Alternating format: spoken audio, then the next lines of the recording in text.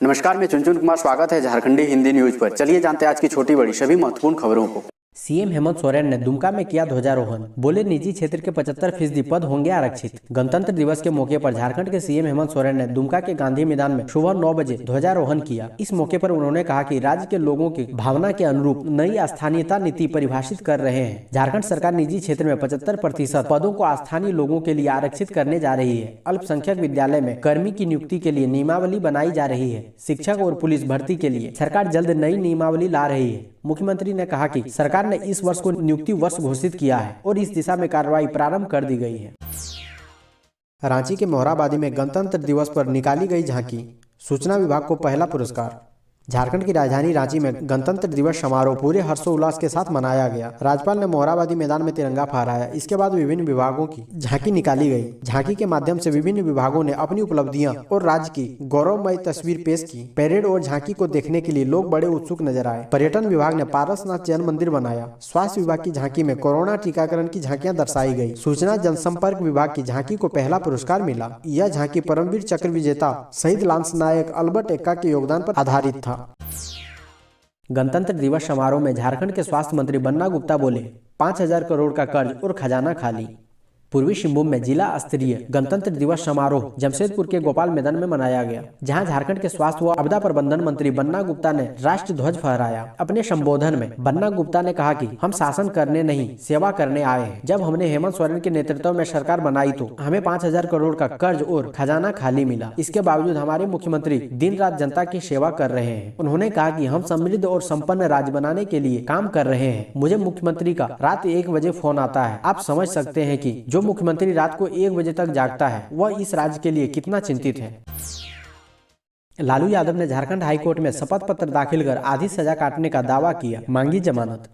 Rajad supremo Lalu Prasad Yadav ने Jharkhand high court में आधी सजा काटने का दावा करते हुए जमानत मांगी है। दुमका कोषागार से अवैध निकासी के मामले में जमानत लेने के लिए लालू प्रसाद की ओर से सजा की आधी अवधि काट लिए जाने के पूरे ब्यौरे के साथ झारखंड हाईकोर्ट में शपथ पत्र दाखिल कर दिया गया है। इसमें बताया गया है कि 8 फरवरी को लालू प्रसाद की आधी सजा पूरी हो रही है। दुमका कोषागार मामले में उन्हें 7 साल की सजा सुनाई गई है। आधी सजा काटने पर उन्हें जमानत मिलनी चाहिए। झारखंड के इन 5 जिलों को सौर ऊर्जा केंद्र के रूप में विकसित करेगी कोल इंडिया। कोल इंडिया वर्ष 2021 में गैर कोयला क्षेत्रों में उतरने की तैयारी कर रही है। झारखंड के कुछ इलाकों को सोलर एनर्जी केंद्र के रूप में विकसित करने की प्रक्रिया प्रारंभ हो गई है। कंपनी पूरे देश में सौर ऊर्जा परियोजना पर करीब 12,000 करोड़ का निवेश करने वाली है। राज्य में देवघर, दुमका, खुट्टी, सरायकेला और पश्चिमी सिंहभूम जैसे इलाकों को सौर ऊर्जा केंद्र की स्थापना पर विचार किया जा रहा है। कोल इंडिया के अध्यक्ष प्रमोद अग्रवाल अपने रांची दौरे के कार्यक्रम में कंपनी की अलग अलग इकाइयों को इस दिशा में विस्तृत कार्य योजना बनाने का टास्क दिया है। डिजिटाइजेशन के बाद भी लैंड म्यूटेशन में हो रही समस्या। लैंड म्यूटेशन डिजिटाइजेशन के साथ ही गिरिडीह एवं देवघर जिले में व्याप्त कठिनाइयों के समाधान को लेकर मंगलवार को झारखंड चैम्बर ऑफ कॉमर्स की एक बैठक राजस्व निबंधन एवं भूमि सुधार विभाग के सचिव के सोन के साथ प्रोजेक्ट भवन में संपन्न हुई। बैठक के दौरान चैम्बर अध्यक्ष परवीन जैन छावड़ा ने कहा कि कार्य आसानी से हो, इसलिए सरकार द्वारा जमीनों के दस्तावेजों को डिजिटाइज किया गया, किंतु अभी भी कठिनाई बनी हुई है। जमीन इत्यादि की रजिस्ट्री के बाद म्यूटेशन की ऑनलाइन प्रक्रिया में लोगों को कठिनाई हो रही है। इस पर विभागीय सचिव के सोन ने मामले की जाँच कर शीघ्र सुधार का आश्वासन दिया। झारखंड के 3 जिले में रात्रि पाठशाला, ग्रामीण बच्चों के सपनों को मिल रही ऊंची उड़ान। झारखंड के ग्रामीण बच्चों को पढ़ाई के प्रति प्रोत्साहन करने के लिए रात्रि पाठशाला का संचालन हो रहा है। वर्ष 2014 में रांची के उसरी गांव से शुरू हुआ अभियान राज्य के 3 जिलों में फैल गया है। रांची के अलावा गुमला और लोहरदगा जिले में 26 रात्रि पाठशाला संचालित हो रही है। इसमें 2000 से अधिक बच्चे पढ़ रहे हैं। रात्रि पाठशाला संचालित करने का श्रेय पूर्व IPS अधिकारी अरुण उरांव और गाँव के एक युवा अनिल उरांव को जाता है। झारखंड में अब तक 54% लोगों को लगा कोरोना वायरस का टीका। 69 केंद्रों पर चल रहा टीकाकरण।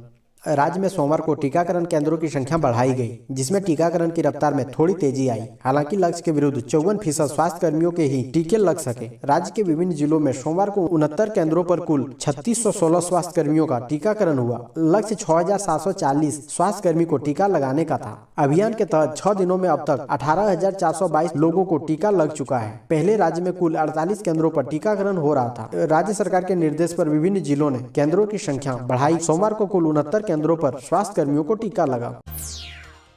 व्यापारी मापतोल उपकरणों के सत्यापन के लिए ऑनलाइन कर सकते हैं आवेदन।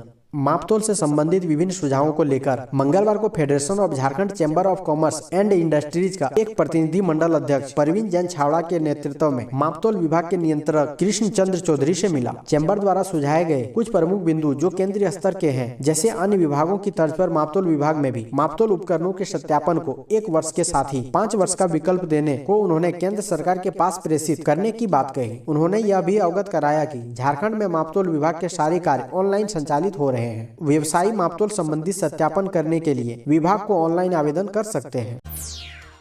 झारखंड के पश्चिमी सिंहभूम में 25 एकड़ में किसान कर रहे पपीते की खेती। इस किस्म का कर रहे प्रयोग भारत सरकार के रुबर्न मिशन के तहत टाटा स्टील फाउंडेशन पपीते की खेती परियोजना से नौवा मुंडी के 50 किसानों की मदद कर रहा है। इन किसानों को अगले 3 वर्षों तक आय का निरंतर स्रोत प्रदान करेगा। पिछले साल मार्च में शुरू हुई यह परियोजना खेती के पहले चरण में 50 से अधिक किसान 25 एकड़ से अधिक भूमि पर पपीता की खेती कर रहे हैं। इन्हें खेती के लिए पपीता के सबसे अच्छी किस्मों में से एक रेड लेडी प्रदान किया गया है। हॉर्स ट्रेडिंग मामले में पूर्व मंत्री योगेंद्र साव के 2 कर्मियों से पूछताछ। राज्यसभा चुनाव 2016 में हॉर्स ट्रेडिंग के मामले का अनुसंधान कर रही रांची के जगन्नाथपुर थाने की पुलिस टीम ने पूर्व मंत्री योगेंद्र साव के कार्यालय के 2 कर्मियों से पूछताछ की है। इन कर्मियों में विकास केसरी और ओम प्रकाश शामिल हैं। दोनों ही कर्मी से पुलिस ने हॉर्स ट्रेडिंग के मामले में वायरल ऑडियो और उससे संबंधित स्क्रिप्ट के बारे में जानकारी ली है। भारत निर्वाचन आयोग के आदेश पर रांची के जगन्नाथपुर थाने में वर्ष 2018 में एक प्राथमिकी दर्ज की गई थी। झारखंड में डॉक्टर बनने पर 3 साल सरकारी अस्पतालों में नौकरी जरूरी। मुख्यमंत्री ने 31 जनवरी तक मांगा प्रस्ताव। झारखंड के सरकारी मेडिकल कॉलेजों में MBBS की पढ़ाई करने वालों को 3 साल तक राज्य के सरकारी अस्पतालों में नौकरी करनी होगी। एडमिशन के समय ही बॉन्ड भरवाया जाएगा। कोई छात्र 10 साल तक सरकार के साथ काम करने को तैयार है तो उन्हें राज्य के मेडिकल कॉलेजों में PG में एडमिशन में प्राथमिकता मिलेगी। कुल PG सीटों में से 15% सीटें ऐसे छात्रों के लिए आरक्षित होगी। मुख्यमंत्री ने इस संबंध में 31 जनवरी तक प्रस्ताव मांगा है। स्वास्थ्य विभाग प्रस्ताव तैयार करने में जुट गया है। जल्द ही प्रस्ताव को कैबिनेट में रखा जाएगा। रामगढ़ में आयोजित जेल अदालत में 3 अभियुक्तों को किया गया रिहा। जिला विधिक सेवा प्राधिकार रामगढ़ के तत्वाधान में मंगलवार को व्यवहार न्यायालय में प्रधान जिला एवं सत्र न्यायाधीश निकेश कुमार सिन्हा के नेतृत्व में वीडियो कॉन्फ्रेंसिंग के माध्यम से जेल अदालत का आयोजन किया गया। इनमें कुल 6 केस में कुल 6 कराधीन अभियुक्तों की सुनवाई की गई। इसमें से 3 अभियुक्तों को रिहा किया गया।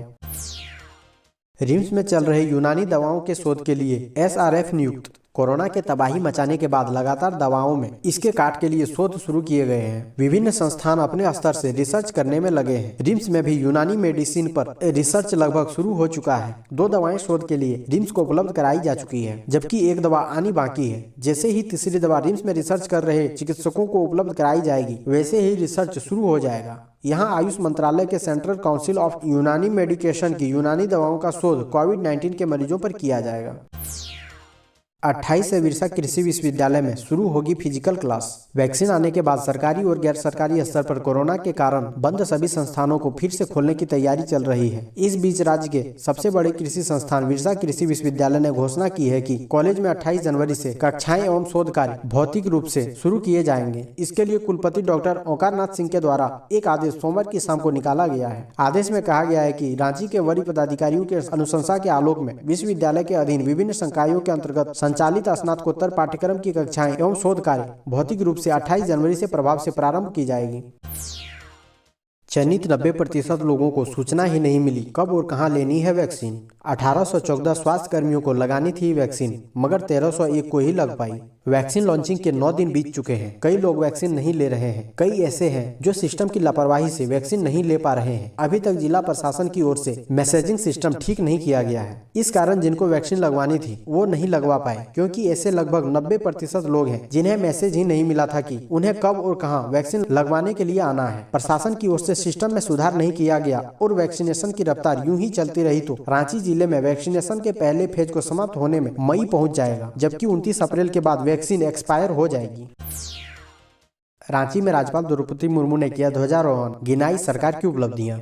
झारखंड के राज्यपाल द्रौपदी मुर्मू ने 72वें गणतंत्र दिवस समारोह पर मोहराबादी मैदान में तिरंगा फहराया और झंडे की सलामी ली। आकर्षण और मोह को मोहने वाले अलग अलग सशस्त्र टुकड़ियों के परेड की सलामी लेने के बाद राज्यपाल ने अपने संबोधन में कोरोना काल में सरकार के काम और उपलब्धियों का जिक्र किया। राज्यपाल ने कहा कि कोरोना महामारी की अभिषिका ने पूरे विश्व के साथ झारखंड को प्रभावित किया, पर झारखंड वासियों, डॉक्टरों, नर्सों के सहयोग से सरकार ने उस पर काबू किया। राज्य में 48 सेंटर पर कोरोना टीकाकरण किया जा रहा है। मुझे पूरा विश्वास है कि हम आप लोगों के सहयोग से इस बीमारी पर विजय प्राप्त कर लेंगे। 29 दिसंबर को हमारी सरकार ने कई जन उपयोगी योजना शुरू की है। 50,000 तक के कृषि ऋण माफ किए गए हैं, तो किसान राहत कोष बनाया गया है। मुख्यमंत्री पशुधन योजना से गांव आत्मनिर्भर बनेगा। जेपीएससी द्वारा नियुक्त पारदर्शी तरीके से हो, इसकी व्यवस्था सरकार ने की है। सरकार द्वारा सभी रिक्त नियुक्तियों को शीघ्र भरने का आदेश दिया गया है, तो 40 खिलाड़ियों को सीधी नियुक्ति की गई है। झारखंड के मेधावी छात्र छात्राओं को 10 बच्चों को यूके नीदरलैंड पढ़ाई के लिए भेजा जाएगा। 1008 लाइट हाउस बनाए जा रहे हैं।